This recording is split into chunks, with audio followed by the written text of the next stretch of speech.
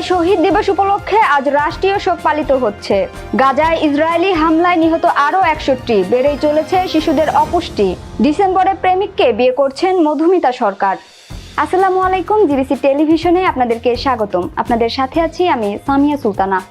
এতক্ষণ শুনছিলেন সংবাদ শিরোনাম, এবারে বিস্তারিত।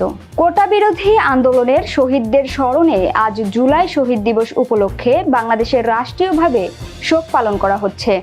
গত বছরের এই দিনে রংপুর বেগম রোকেয়া বিশ্ববিদ্যালয়ের ছাত্র আবু সাইদ পুলিশের গুলিতে নিহত হন। সেই ঘটনাকে কেন্দ্র করে সরকার দিনটিকে জুলাই শহীদ দিবস হিসেবে ঘোষণা করেছে। এই দিবস উপলক্ষে মন্ত্রিপরিষদ বিভাগ থেকে ২রা জুলাই ২০২৫ তারিখে একটি প্রজ্ঞাপন জারি করা হয়। মন্ত্রিপরিষদ বিভাগের উপসচিব তানিয়া আফরোজ স্বাক্ষরিত প্রজ্ঞাপনে বলা হয়, সরকার প্রতি বছর ১৬ জুলাইকে জুলাই শহীদ দিবস হিসেবে পালন করবে এবং এটি খ শ্রেণীভুক্ত জাতীয় ও আন্তর্জাতিক দিবসের তালিকায় অন্তর্ভুক্ত থাকবে। দিবসটি উপলক্ষে আজ দেশের সকল সরকারি, আধা সরকারি, স্বায়ত্তশাসিত প্রতিষ্ঠান, শিক্ষা প্রতিষ্ঠান এবং বিদেশে অবস্থিত বাংলাদেশ মিশনে জাতীয় পতাকা অর্ধনমিত রাখা হয়েছে। শহীদ আবু সাইদ সহ সকল শহীদদের আত্মার মাগফিরাত কামনায় দেশের মসজিদগুলোতে বিশেষ দোয়া অনুষ্ঠিত হচ্ছে। এছাড়া অন্যান্য ধর্মীয় প্রতিষ্ঠানেও তাদের আত্মার শান্তির জন্য প্রার্থনার আয়োজন করা হয়েছে। সরকারি পর্যায়ে দিবসটি যথাযথ মর্যাদায় পালনের লক্ষ্যে বিভিন্ন কর্মসূচি গ্রহণ করা হয়েছে। এবারে আন্তর্জাতিক সংবাদ। গাজায় ইসরায়েলি হামলায় নিহত আরও ৬১, বেড়েই চলেছে শিশুদের অপুষ্টি। গাজা উপত্যকায় ইসরায়েলি হামলায় নতুন করে আরও অন্তত ৬১ জন ফিলিস্তিনি নিহত হয়েছেন। নিহতদের মধ্যে ২ জন ত্রাণপ্রার্থী রয়েছেন বলে জানা গেছে।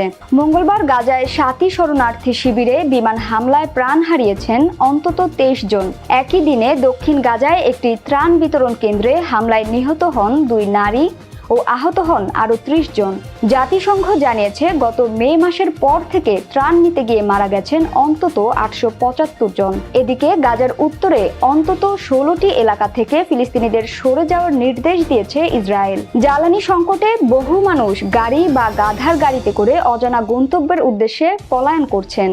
UNRWA জানিয়েছে, অবরোধের কারণে গাজায় শিশুদের মধ্যে অপুষ্টির হার আশঙ্কাজনকভাবে বেড়েছে। প্রতি ১০ জনে ১ জন শিশু অপুষ্টিতে ভুগছে বলে সংস্থার প্রতিবেদনে উল্লেখ করা হয়েছে।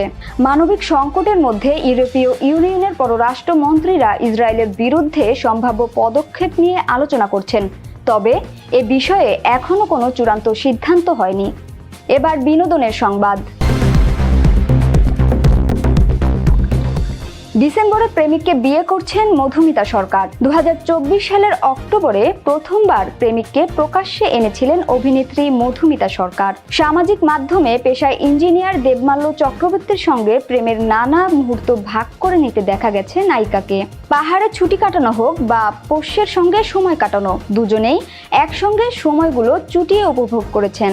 নিজেদের প্রেমের সম্পর্ককেই এবার বিয়েতে রূপ দিতে চলেছেন এই জুটি। ভারতীয় গণমাধ্যমের দাবি, ইতিমধ্যেই বিয়ের শাড়ি গয়না ঠিক করে ফেলেছেন অভিনেত্রী। তবে এখনো বিয়ের দিন প্রকাশ্যে আনেননি মধুমিতা।